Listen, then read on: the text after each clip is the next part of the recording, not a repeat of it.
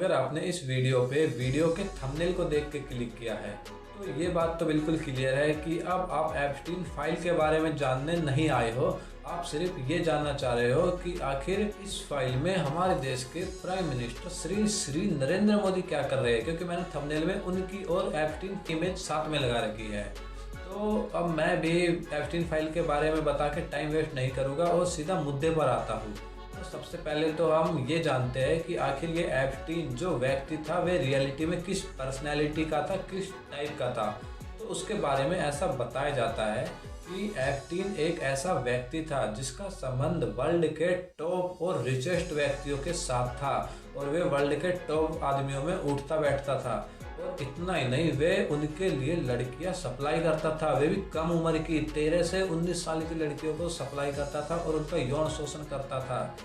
और साथ ही उनके बारे में यह भी बताया जाता है कि वे एक इस पर्सनैलिटी का व्यक्ति था जो अपने झूठे संबंध वर्ल्ड के टॉप लीडरों के साथ बताता रहता था। इसका अर्थ ये है कि मतलब यदि वे किसी व्यक्ति को नहीं जानता, जैसे रियलिटी में हम भी किसी व्यक्ति को नहीं जानते लेकिन हम उससे झूठे वादे करते रहते हैं कि मैं शाहरुख खान को जानता हूँ, इसी तरह वे भी कई बार ऐसे झूठे दावे कर देता था कि मैं उन्हें जानता हूँ, लेकिन रियलिटी में उसने उन्हें देखा भी नहीं हुआ था। तो अब हम ये जानते हैं कि आखिर इस फाइल में नरेंद्र मोदी के बारे में लिखा क्या है। तो गाइस, उस फाइल में हमारे देश के प्रधानमंत्री श्री नरेंद्र मोदी के बारे में ये लिखा है कि वे सन 2017 में इजराइल के राष्ट्रपति और अमेरिका के राष्ट्रपति के सामने डांस किए।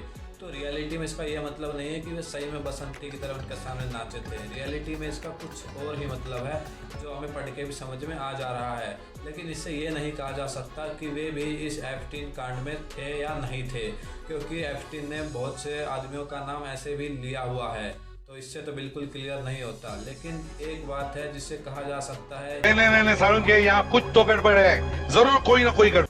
कि जैसे ही हमारे देश के प्यारे प्रधानमंत्री श्री नरेंद्र मोदी का नाम इस फाइल में आता है, वैसे ही कुछ समय बाद एक ऐसी डील जो महीनों से पेंडिंग थी अमेरिका के साथ, वे अचानक से हो जाती है।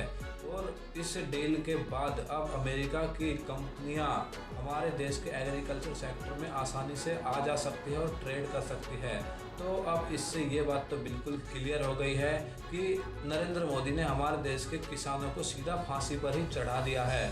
और एक सोचने वाली बात तो ये भी है कि हमारे देश की गोदी मीडिया क्या कर रही है, वे कहाँ पर सोई हुई है। इतना नाम आया हुआ है हमारे देश के प्रधानमंत्री का इतनी बड़ी घटना में, लेकिन उन्होंने उनका एक बार जिक्र भी नहीं किया। और वहीं अगर किसी विपक्ष के नेता का नाम आ जाता है इस फाइल में, तो आप सोच भी नहीं सकते कि गोदी मीडिया दिन रात झूठे इल्जाम लगा के उस बात को कितना फैला देती है। आज देश के हर आदमी को पता होता है कि क्या घटना हुई है, लेकिन नरेंद्र मोदी के बारे में किसी को अता पता ही नहीं है कि क्या हुआ है।